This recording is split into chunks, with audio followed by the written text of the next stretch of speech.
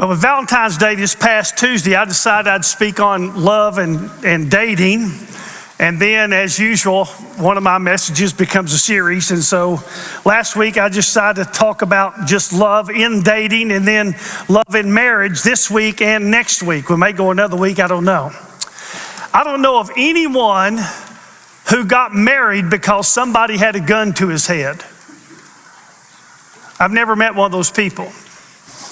I don't know of anyone who didn't want to marry the person they married.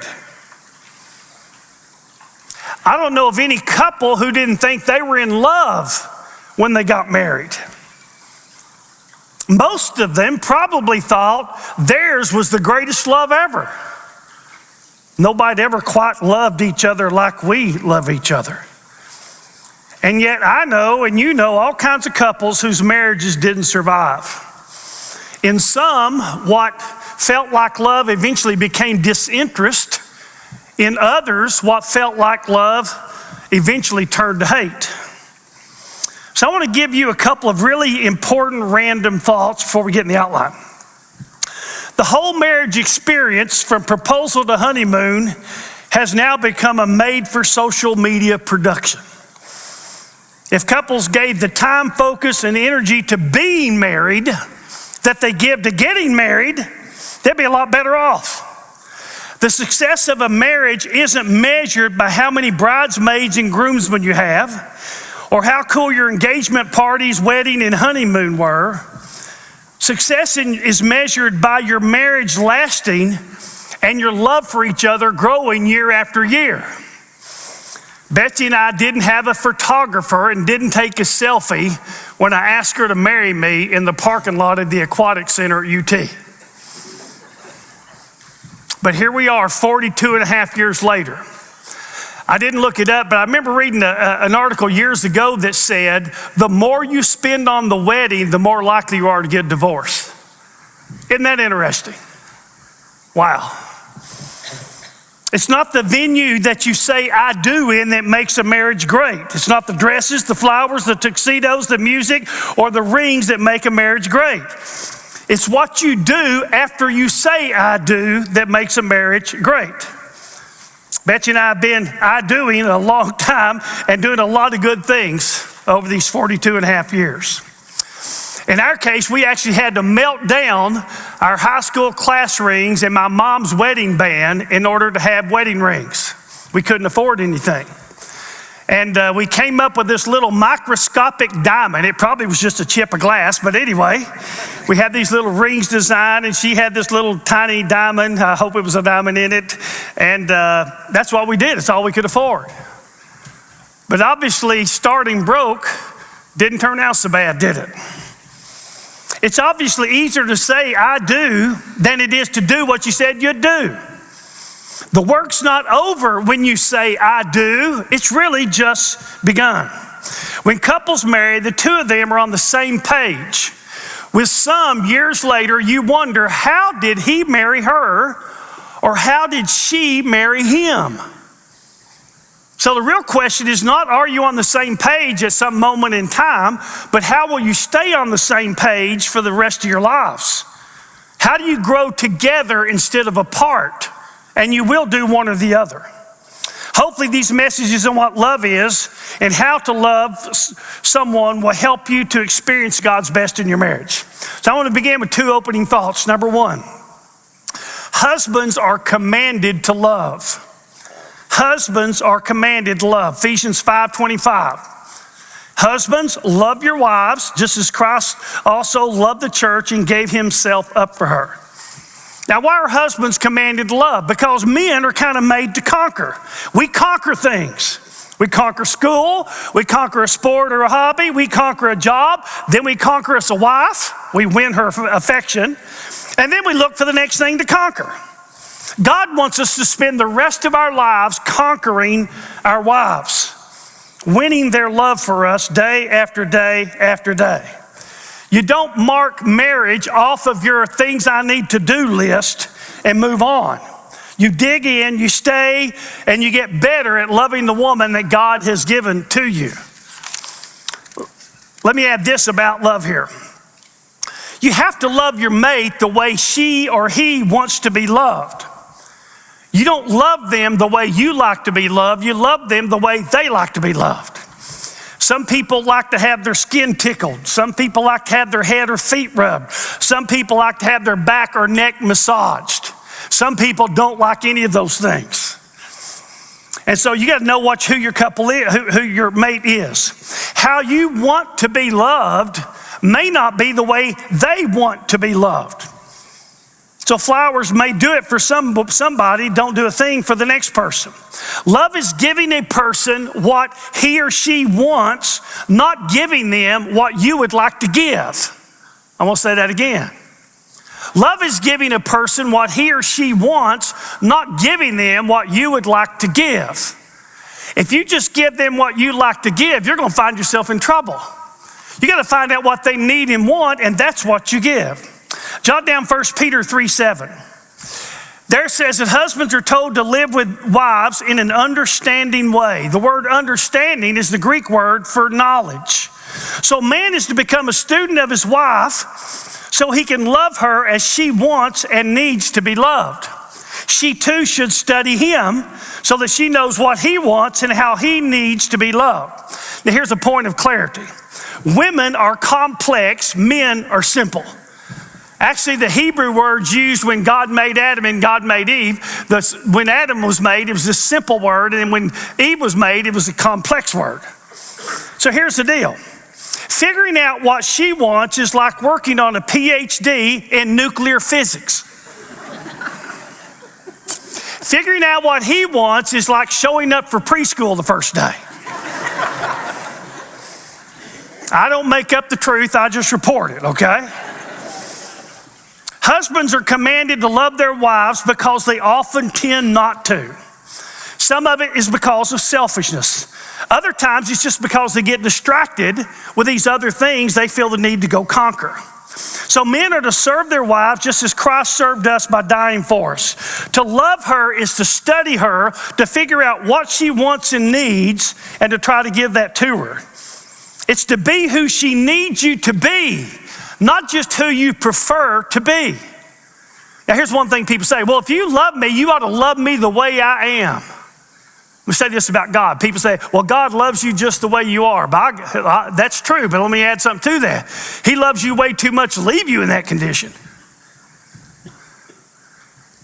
It's okay to say, well, you ought to love me as I am. Well, you ought to love me enough not to stay that way.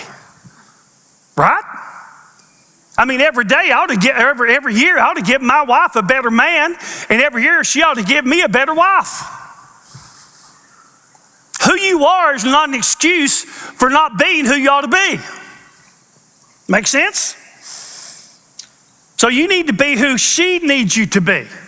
What do you need me to be? That's who I will be. That's why dating's so important, where you discover, we talked about last week.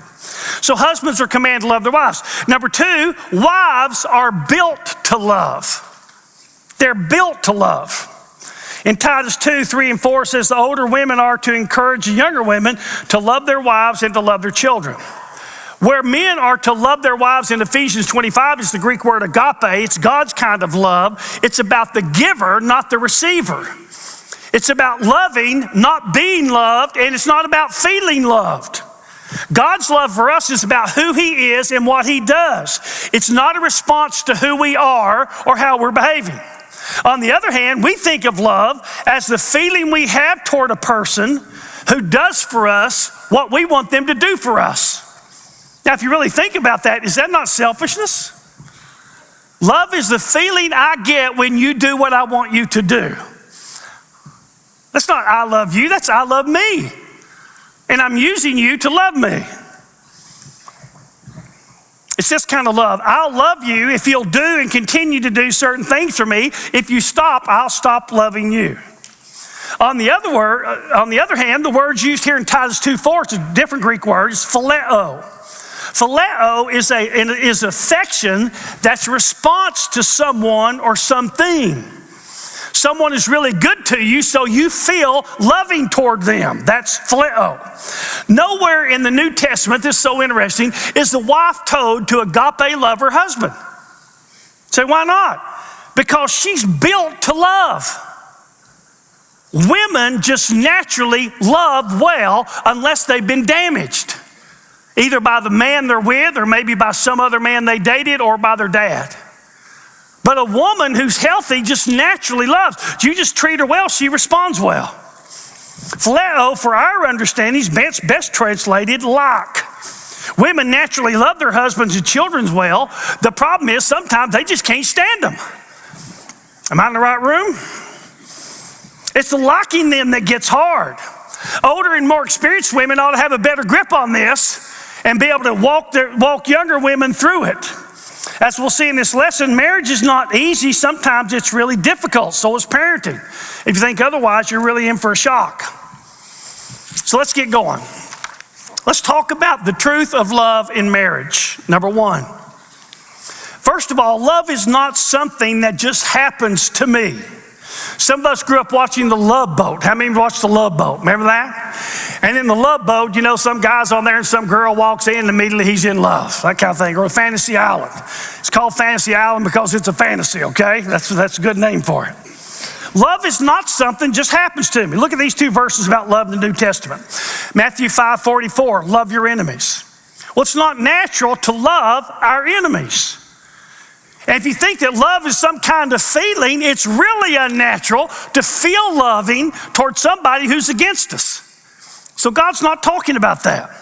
Look at Romans 5:8. God demonstrates his own love toward us in that while we are yet sinners, Christ died for us. God's love for us isn't because of us. He likes us in that sense. It is in spite of us. It's in spite of us. What the Bible calls love doesn't just happen out of nowhere. These verses tells us that there's a choice that we make. There is something that we do. I put in your outline, God never commands us to feel a certain way. I want you to write this down, especially you guys who are single. Feelings have no IQ. They have no IQ. Feelings can be dumber than a brick. You can feel in love with somebody you ought to run from, and you can run from somebody you feel like you want to be with. They have no IQ. You got to use your head, not just your feelings. Sometimes we think we're using our heart, and we're not. We're using our feelings. Men are using lust, and women are using infatuation. Now, here's a shortened version of what I say often. We do what we do because we feel the way we feel, and we feel the way we feel because of something we believe. If you think love is an emotional chemistry, even that chemistry is something that's based on something you believe.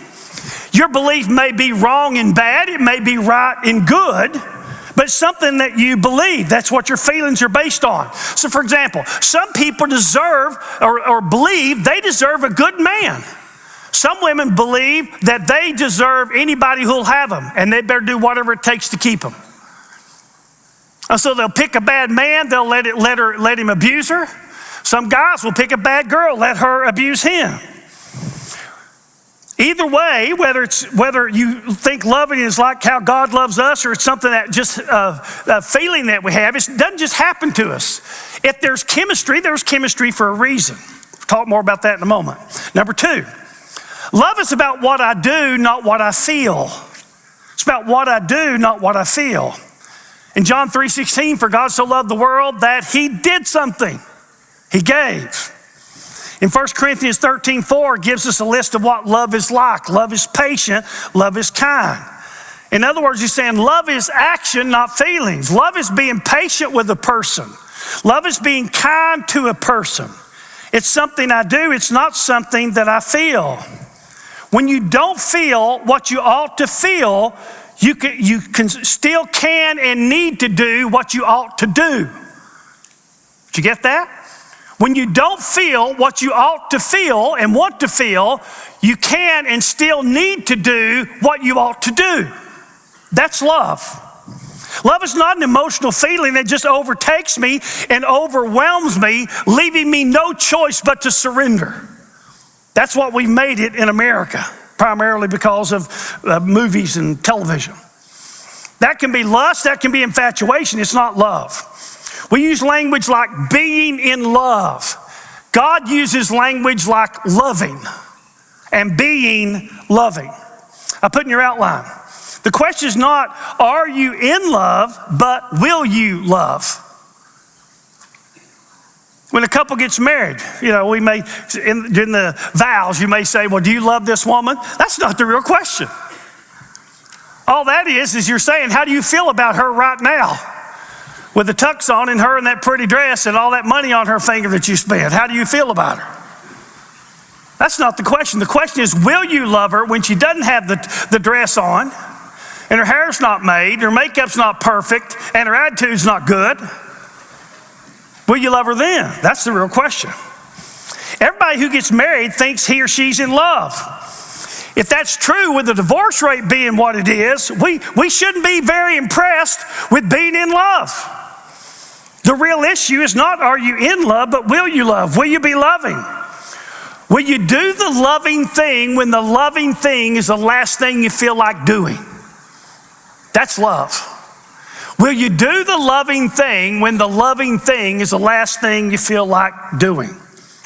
Love is about what I do, not what I feel.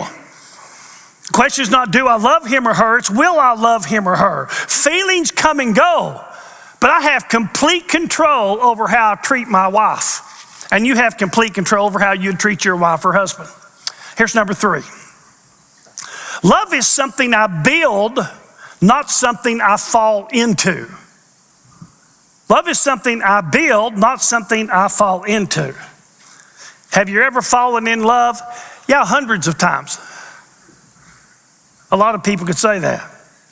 I talked recently about how we don't want to work at something. If we go to the doctor and they say you need to change your diet and start to exercise, we say, doctor, can't you just give me a pill? I want something to fix this that doesn't require anything of me. We do the same thing with God. We want some experience that'll do it all for us. We don't want to do the hard work of walking with God, of being in His Word, of praying, of choosing against sin, of really working to come to know Him. What we want is to go somewhere and have some experience happen to us, and we all of a sudden have arrived. There's no such experience who does that for you, and doesn't do it in marriage either. So rather working than working hard on taming our own nature, we want something to happen for us. We want love to be something that just happens, not something we have to work at. Write this down. Beware of anything and everything you can step in or fall in. Beware of anything and everything you can step in or fall in. Our idea of falling in love is being swept downstream by some powerful current. We had no choice but to surrender. God's idea of love is more like swimming upstream to get to where you want to be. We don't want to do that. That takes work. I put in your outline, real romantic love is a result of mental, physical, and emotional investment that usually begins with emotional chemistry. Real love, lasting romantic love, takes work. It requires you to mentally, physically, and emotionally invest in another person. The emotional chemistry you might feel at the beginning is what causes you to be interested enough to make that investment. But the chemistry, which some people think is love, is not enough. Infatuation could last maybe 2 years. It's done. I remember dating a girl in college, but the chemistry just wasn't there. She was great. Everybody told me she was great. She would make a great pastor's wife, everybody told me. But the chemistry just wasn't there. Someone being a great person or a great catch doesn't mean that you're supposed to catch them. Betsy's counseled women who were dating really good men, but the chemistry wasn't there. She would ask them, does he make you want to jump his bones? That's funny. Go ahead and laugh. Okay, that's funny. I think it's biblical. Remember Adam said, bone of my bones, flesh of my flesh? He saw Eve and went, wow, I want to be with her. Well, that's what chemistry is. You have this chemistry. And out of that chemistry, you can build love. But chemistry isn't love. In Galatians 6:7 says we reap what we sow. Falling in love, as we use the term, requires no sowing. Real love does. The more you sow or invest in the other person by loving them well, the more you can reap. Love is something you build. And so eventually you end up with a kind of house that you built, good or bad. Number 4. Love is hard work, not easy, since we're both sinners. It's hard work. Listen real closely. Love doesn't make marriage easy. Love makes marriage doable. It doesn't make it easy. You put two sinners in the same house, same bed for days and weeks and months and years on end, and you've got, as the old play was, trouble in River City. None of us are selfish or petty or punishing until we don't get our way. We're all great people until we don't get our way. Then all of a sudden, ugly stuff comes out of us. And marriage shakes stuff out of you that you didn't know were in you. In a marriage, as in life, things will often be as you wish they were not. Look at what we're told to do in Philippians 2, 3, and 4. Do nothing from selfishness or empty conceit, but with humility of mind, regard one another as more important than yourselves. Do not merely look out for your own personal interests, but also for the interests of others. Goes on to say, have this attitude in yourselves which was in Christ Jesus. In a great marriage, each mate treats the other person as if they're the most important person in the relationship. Their needs and their wants are the most important, not yours. In great marriages, mates are always giving the other person their way, letting them do what they want to do. In bad marriages, mates want to fight to get their own way. I put in your outline, we're commanded to do what we don't naturally do. We're commanded to love, we're commanded to honor, we're commanded to respect, we're commanded to submit, we're commanded to serve, we're commanded to humble ourselves. Why? Because we don't tend to do these things. We tend to do the opposite. We use instead of love. We can dishonor, disrespect. If you think about it, all you have to do to have a great marriage is just to be Christian. If we'd just be two good Christians, we'd have a really good marriage. Well, what's that mean? That means we're loving, giving, serving, honoring, respecting, humble, other-centered, fulfilling sexual duty to each other, as it says in 1 Corinthians 7, 2-5. A marriage isn't a Christian marriage because two people in it claim to be Christians going to heaven. A marriage is a Christian marriage when the marriage is Christian. It's run and operated like the Bible tells us we should live our lives and how we should treat each other. Feeling like you're in love will not make marriage easy, but it makes it doable. Actually, loving each other can really make marriage fantastic.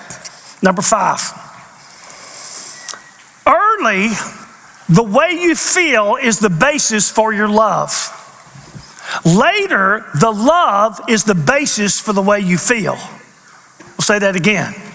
Early in the relationship, the way you feel is the basis for your love. I'm in love. How do you know? Because I feel the way I feel. Later, your love is the basis for the way you feel. Why do you people so crazy about each other? Why do you feel so much for each other? Because of how we have loved. Love is the basis for how we feel. In the beginning, as a relationship develops, you think you're in love because your feelings. In the end, your feelings are based upon how you've actually loved each other. I put in your outline, how we feel toward each other is the result of how we treat each other. Right after that in your notes, write, duh. Duh. This isn't rocket science. You feel the closest to those who treat you well, right? You don't feel close to those who don't. Our emotions ultimately reveal the temperature of how the relationship is going. Love each other well and we'll feel close. We'll still feel in love. In fact, we'll feel more in love than we've ever felt. It won't lessen, it won't deepen and grow. Love each other poorly and we don't feel close anymore. We don't feel in love anymore. With the exception of our children, if you're healthy, the person you love most is the person who treats you best. Now, we love our kids no matter how they treat us, don't we? But besides them, the person who treats you the best is the person you love most. I hope that's your mate. Some of you might be mommy or daddy. Some of you might be a friend. I don't know. It should be your mate. This is a good thing. You know why? Because we have control over how we treat each other. I don't have control over how I always feel. Sometimes I'll feel selfish. Sometimes I'll feel petty. Sometimes I might feel hurt and I might feel like hurting back. I can't control how I feel. I can't control the thoughts that may run through my mind of what I ought to do. Like with your children, I brought you in this world, I can take you out. I gave birth to you, I can kill you, those kind of things. They can run through my head all day. But I have 100% ability to decide what I'll actually do and how to treat my spouse. And so if how we feel is a result of how we do, we have complete control over what we do, we have control over how we feel. You can be the most kind, serving, and giving person your spouse knows. Girls, you may have an hourglass figure, but one day the sands are going to shift on you, okay? And you may think, well, this guy I'm married, he's a hunk. Well, a lot of hunks eventually become chunks, okay? That's all going to change. But you have complete control over how you treat another person. And if the person who loves you most is the person who you treat the best, you have control over that. Isn't this simple? Marriage is amazingly simple. But it's so hard because we're so broken by sin and full of selfishness. We don't think we are until we get in a relationship we can't escape. And then the ugly pours out everywhere. Some of you have said the meanest things you've ever said to the person you claim to love the most. Marriage is simple. It's just hard because we're a mess. You can treat each other well. The best marriages have the people in them who treat each other the best. And the people who treat each other the best feel the most. The people in here who feel the most in love are the people who treat each other the best. It's simple. Look at number 6. The measure of love is not what you get from it, but what you give to it.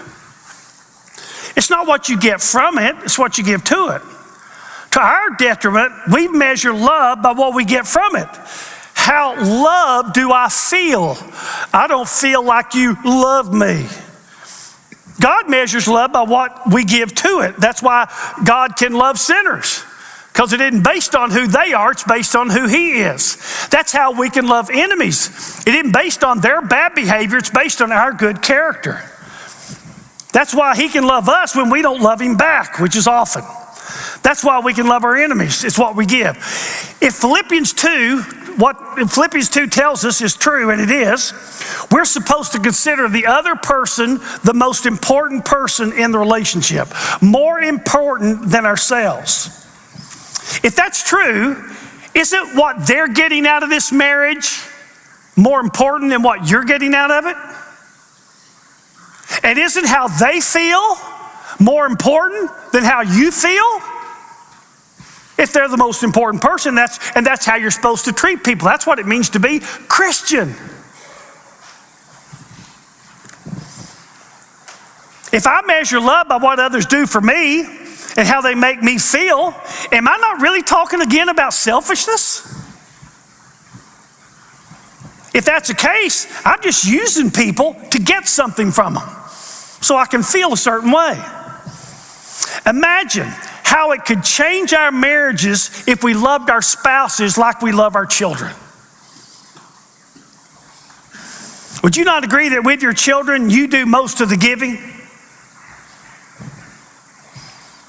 Aren't you pretty quick to forgive your children and move forward? Aren't you glad to do for them what makes them happy? Wouldn't you crawl on your hands and knees across 100 yards of broken glass to make your children happy at Christmas? You would.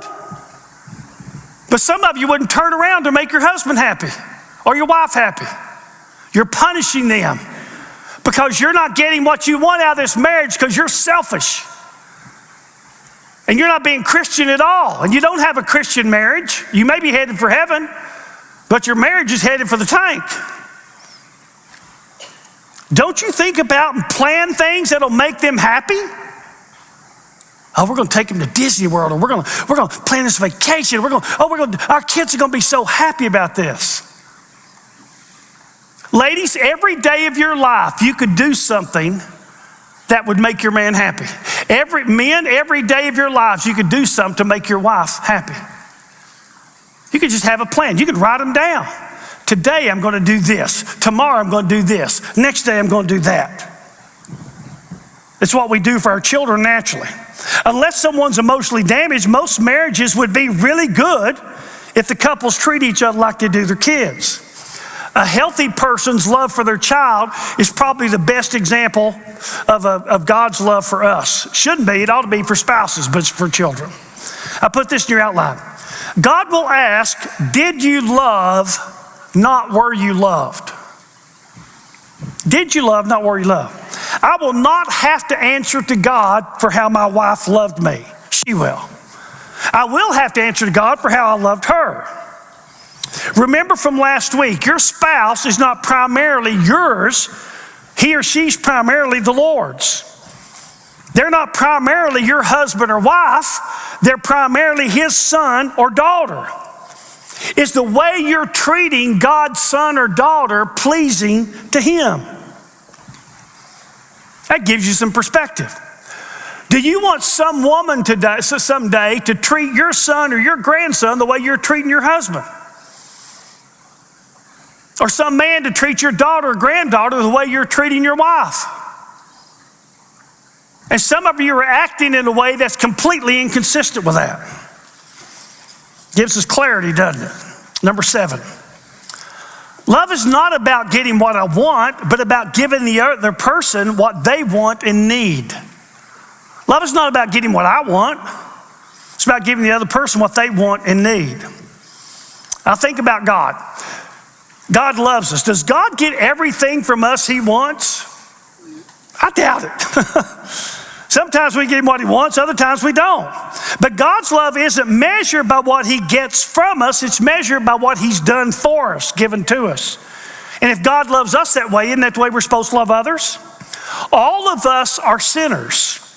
For all of us, life is hard at times. All of us have emotional ups and downs, all of us. Hopefully, we get it right with our mates the vast majority of the time, but none of us gets it right all the time. So what's that mean? That means we need to give grace because sometimes we need to be given grace. We need to tolerate because sometimes we've got to be tolerated. We need not to make a big deal about what she said because sometimes we don't need her to make a big deal about what we said. Make sense? In your outline, this is really good. A person needs to be loved the most when he or she deserves to be loved the least. A person needs to be loved the most when he or she deserves to be loved the least. One of the guys that was in my wedding, he got married 6 months before I did, and his dad told him this, gave him some good marital advice, and here's one of the things he told him. He said, now sometimes you're going to have to love your wife by faith. That's what he called it, by faith. In other words, there would be times when she really needed him to love her, but he really didn't want to. There would be times when emotionally, he would feel more like punishing her, verbally withdrawing, shutting down. But those are the times when more than ever, she needs him to love her. He's got to love her by faith, he called it. So he would choose to love her when he didn't feel like being loving. And that's real love there. I mean, love is not just something that comes naturally. Real love is something that I do that may not be natural to me. Here's a great question. What is love? Is it when we do what we feel like doing? Or is it when we do what we should do even when we don't feel like doing it? Just as life requires almost no faith until you have trials. So I got faith in God. Has your world ever been upside down? Well, no. Well, then you don't know what you have. But when your world goes upside down, you'll find out what you got. Same thing in marriage. Marriage don't need much love until there's difficulty. And then you have to really love. then you don't just coast through on your emotion that you might be feeling. Now, I'm going to stop here. We'll finish the outline next week, but we'll say some things before I close. And these may be the most important things I say the whole time. The key to a good marriage is becoming a good person. Marriages are only as good as the people in them. When they get better, it gets better. In other words, you improve your marriage, what you have, when you improve yourself, who you are. Only two healthy people can have a healthy marriage. Only two good people can have a good marriage. As we've seen today, we feel the way we feel about each other because of how we treat each other. If you want to increase the feelings of love in your marriage, it's simple. Treat each other better. You have complete 100% control over how you treat your spouse. Treat your mate poorly, and you get a negative reaction. You treat your mate well, and you usually get a positive response. And by the way, we build momentum. We do well, and we do better, and we do better, and we do better, and we do better. And we do poorly, and we tend to do poorly again and again and again. Let me insert a disclaimer. If someone has severe emotional damage, or it may be somebody who's just decided they don't want to love you, there's nothing you can do to make that person love you. What I'm telling you is, you could be in a situation, I don't know, where your love can't fix it. They've decided they're not going to love you. Or maybe they're so broken, they just never will get there. Some people broken on the inside walk away from good spouses who actually love them well. You can't make somebody love you who doesn't want to love you. God doesn't even do that. Marriage is simple, but it's hard. In marriage, we find out who we really are, and it's usually not pretty. In marriage, we find out who we really married, and sometimes that's not as pretty as we thought it would be. If you want a great marriage, find out what your mate enjoys and do a lot of it. Well, he likes this. Well, do a lot of it. Find out what they don't like and stop it. We know what they don't like. We know the button to push to tick them off, and we push the button.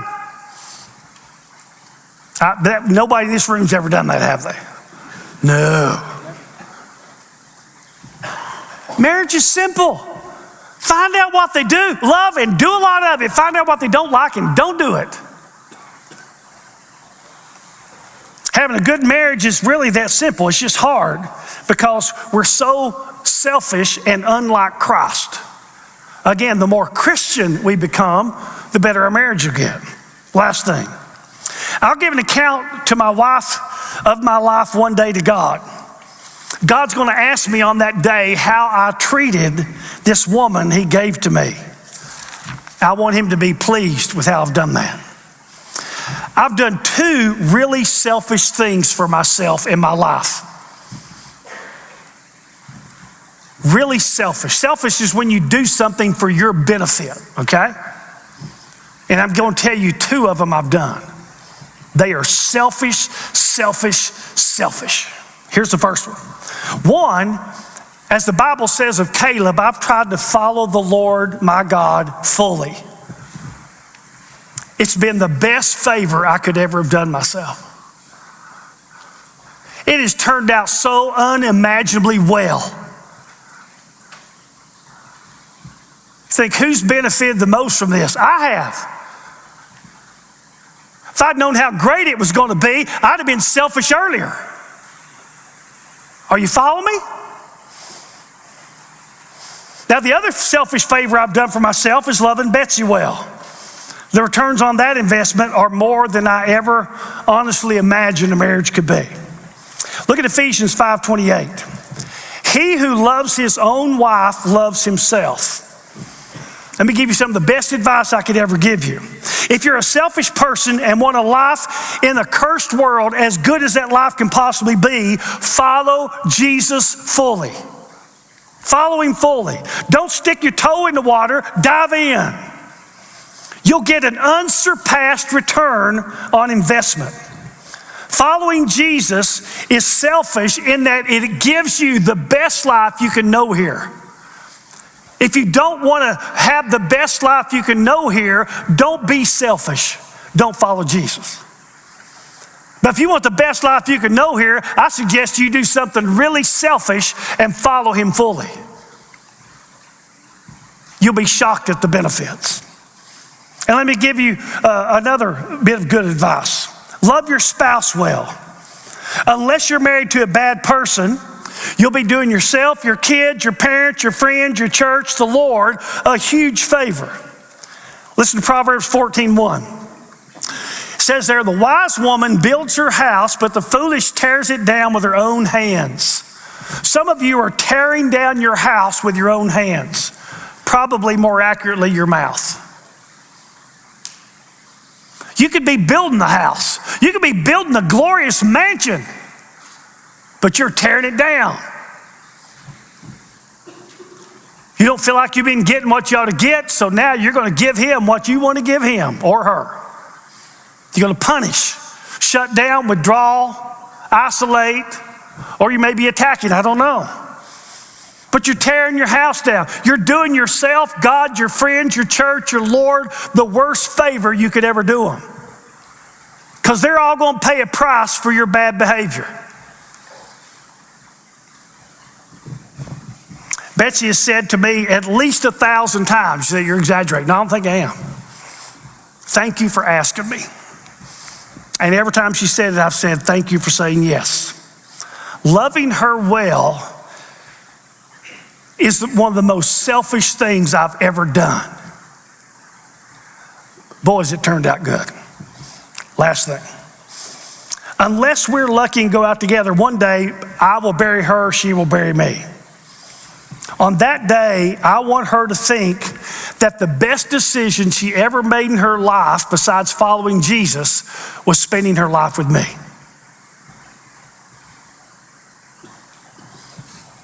We have what we have because we treat each other the way we treat each other. And so we feel what we feel. The two of you can have what you want if you'll each love each other as you should.